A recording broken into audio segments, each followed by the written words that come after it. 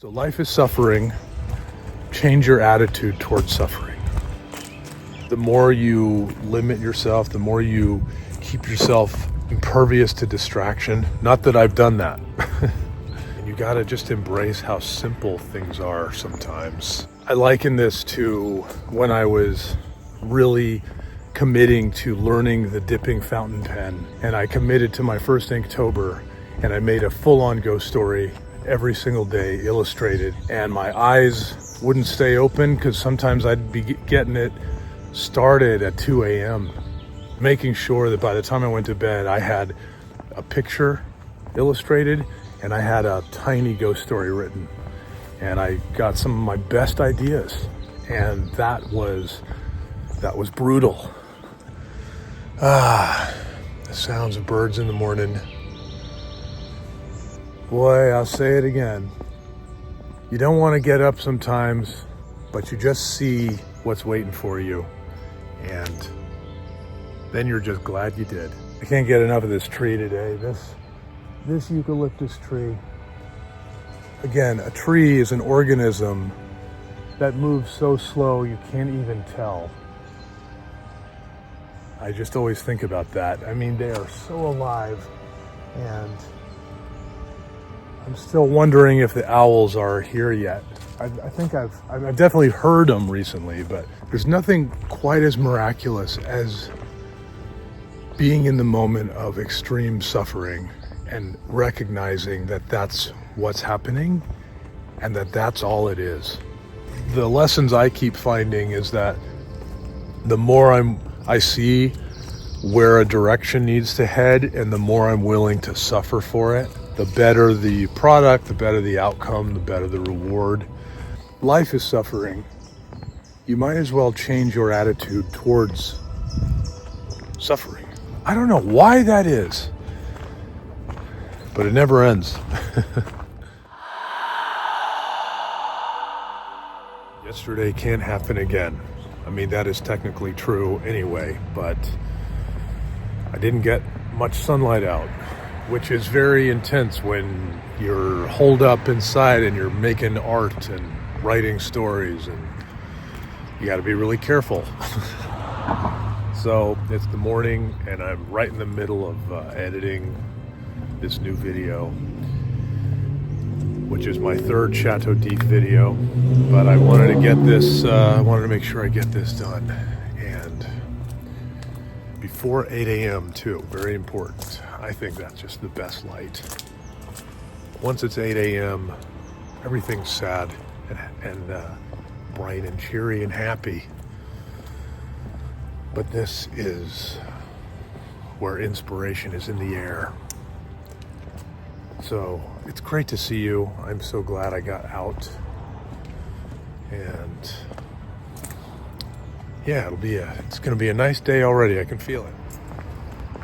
I'm trying to love the control freak in me today. You know, where you just kind of let him go, and you say, hey, I know there's a lot to do, but you've gotta go out and turn your mind off. And you gotta just embrace how simple things are sometimes and watch them work out. And you're doing more than you think you are. And don't forget a little bit of balance. Sometimes I think the search for work-life balance is exactly what has been screwing up my life. So I'm here, it's this beautiful morning, and nothing makes your day different from the previous one than stepping outside and just seeing what's out there. Even if it's a path you did the previous day, which I didn't get to do any path. And I think that is the start to something very special. And the great thing is it's something any of us can do, whether you're near a path or you're not. There's something to be said for spontaneity out in the unknown, in the world where something new happens every time. And how about that? Little sheriff in town there.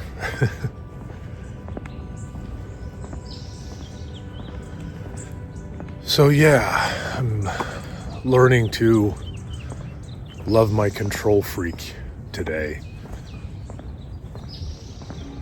That's the dance. Tomorrow we'll have another one.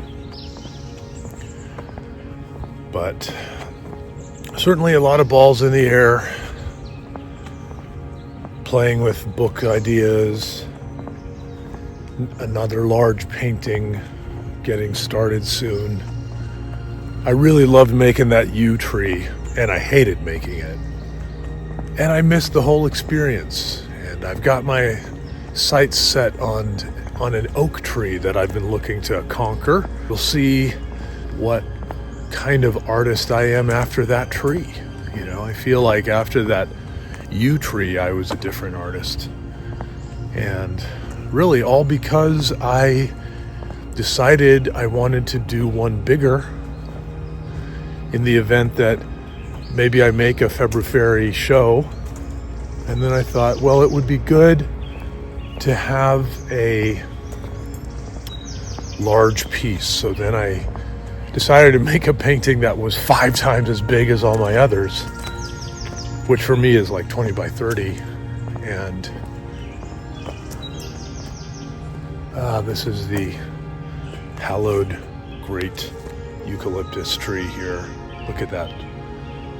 Right in the crux of that tree is where the owls will be nesting, if they aren't already. But I don't see any activity up there. Anyway, pretty exciting. The sounds of birds in the morning. Beautiful. So trees. I missed that whole experience, making that yew tree and learning about them and sharing that with you guys. And I'm thinking, well, actually, I should say that because it was that big, 20 by 30, I learned pretty quickly that I could not do this effectively with a fountain pen for what I was thinking. And lucky for me, I had some Sumi ink brushes, and I decided to reach my hand over, take that brush out, and then it suddenly clicked the whole point of why you have a brush that has a point that is as fine or finer than a fountain pen, and yet you can push down and apply more pressure and make a thicker line. I realized it is for when you are working on a larger scale, and that was a revelation. Next thing I knew, I was able to cover so much more real estate on the page. It was so much fun. It felt so new.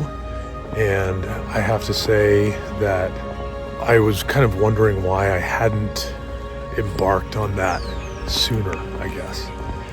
And that was I think,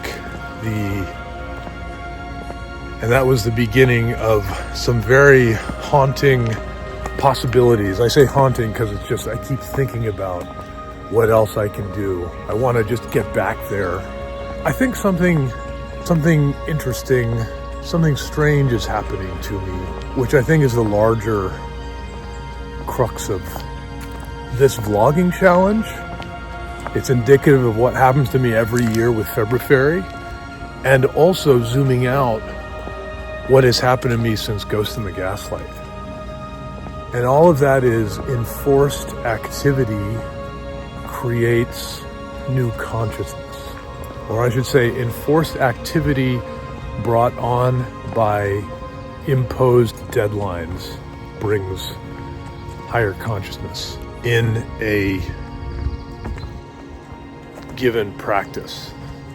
So on many levels, I've been learning the rewards of that. One of the biggest things I don't know if you can see it, but I have this crucifix here. It's one of my favorite bracelets. I would stop and show you. Maybe I will later. But I think what the crucifix means to me is that life is suffering. And you can have a lot of beautiful, wonderful rewards. Speaking of trees, there's Augustus. The rewards that you get in life, I think, are proportionate to the suffering you're willing to do. And the more I do that, I'm very careful and leery about suffering for suffering's sake. I think sometimes being an artist, you can fall into that trap. I've never really been, I'd say, one of those dark, tortured artists. I like maybe doing work that has a dark, tortured theme sometimes. But generally, I like to keep things positive and wholesome, and I'm pretty disciplined. But I think, for the most part, the lessons I keep finding is that the more I see where a direction needs to head, and the more I'm willing to suffer for it, the better the product, the better the outcome, the better the reward.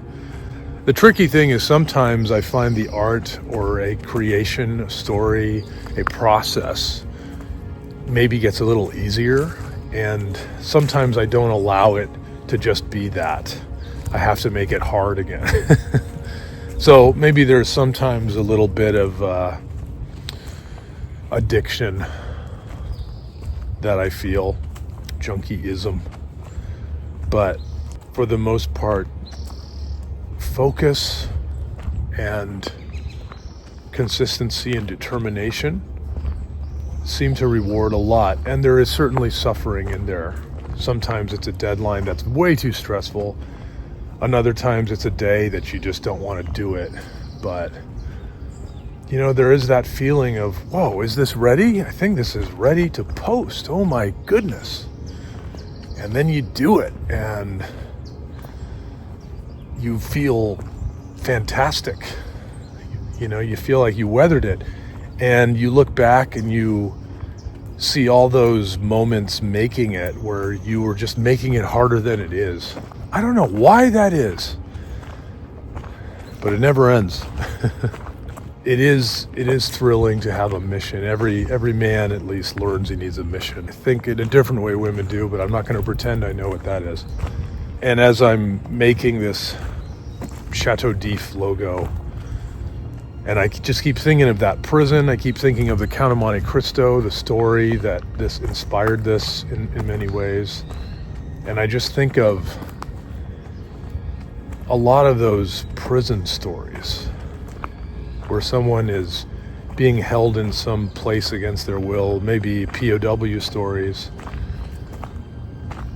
and you just have all this time that I think counteracts a lot of the distractions society imposes on us, whether it's now or whether it's in the 1950s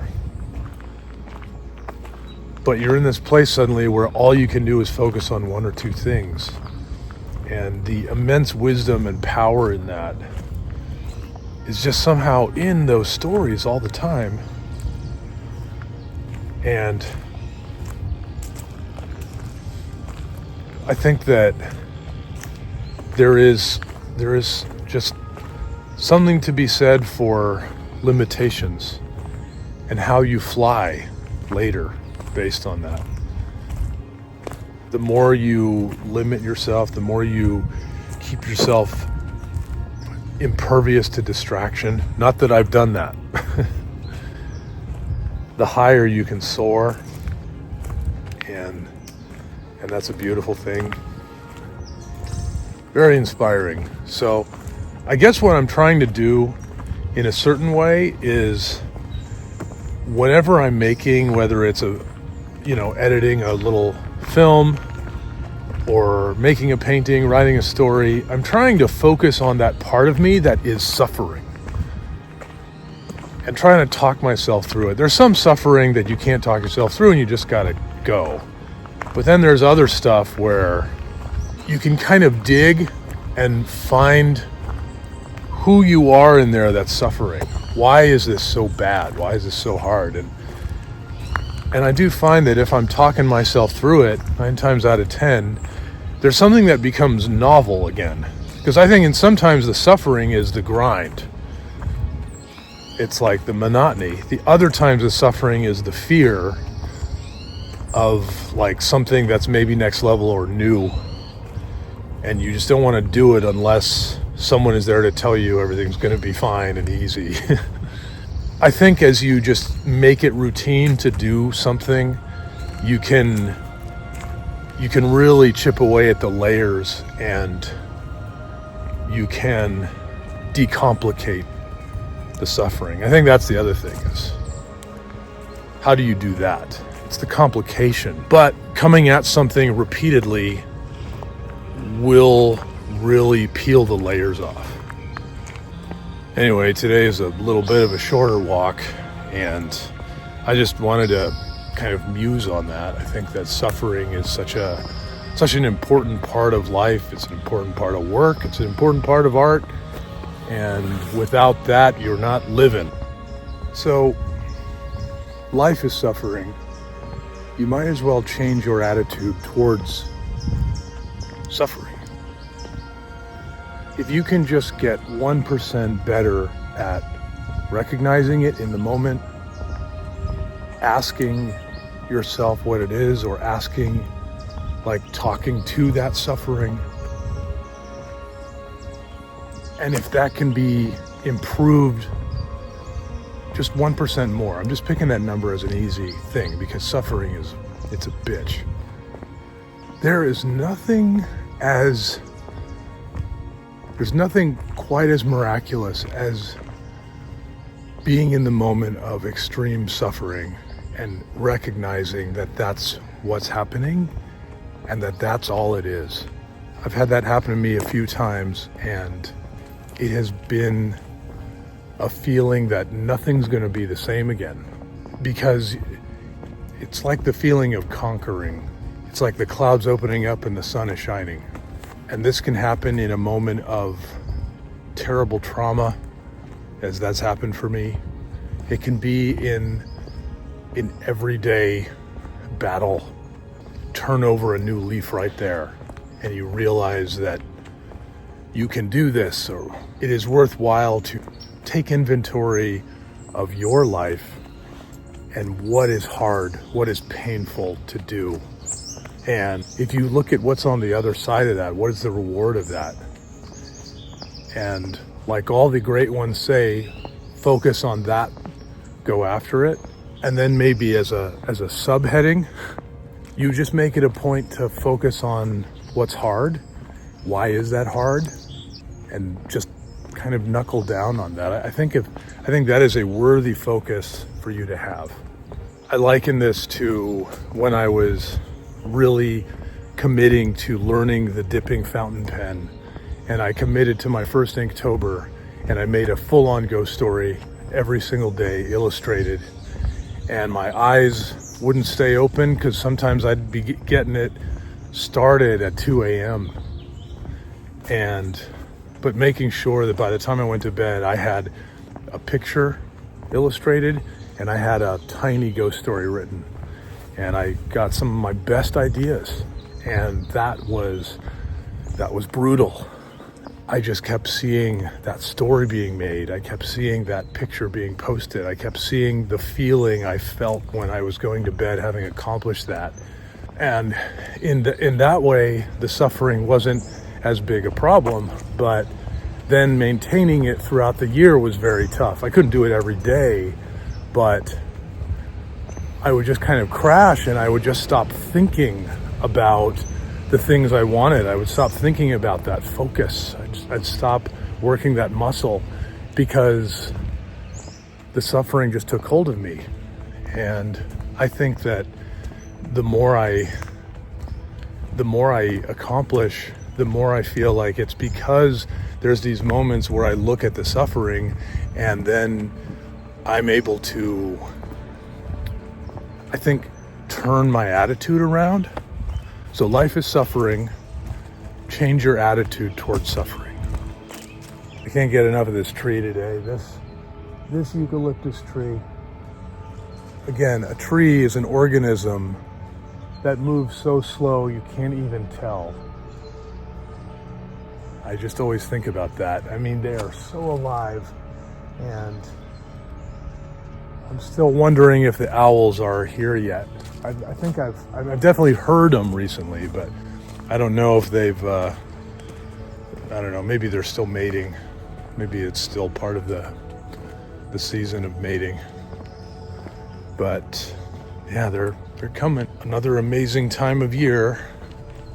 I have to say, I mean, I made that video recently about how much I don't like Easter and spring, and I do love the beginning of spring. This is going to be wonderful. Check back with me when we're in the doldrums of summer, and then I'll be like miserable.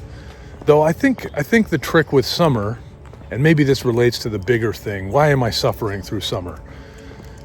And maybe it's because maybe summer's not a time for art. Actually, I should do some open air painting. I've been wanting to do that. Maybe it's time for that. But I think that summer is a time for activities. It's a time to be outside, be with people, do things. So, who knows? Maybe I take this exercise of focusing on suffering, like I'm appreciating spring now and really leaning into everything that's great about spring. Maybe I really look into summer. We'll see.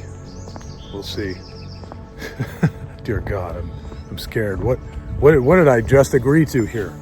Anyway, maybe we have a conversation about that in the comments. So, would certainly love to hear from you. Feel free to write something, and maybe you gel with what I'm saying, maybe you don't. Maybe you can attest to what I'm saying, but it would be really interesting to hear your thoughts on this. I put it to you, oh great viewer. Boy, I'll say it again. You don't want to get up sometimes, but you just see what's waiting for you, and then you're just glad you did. And this gift is something I'm going to feel all day.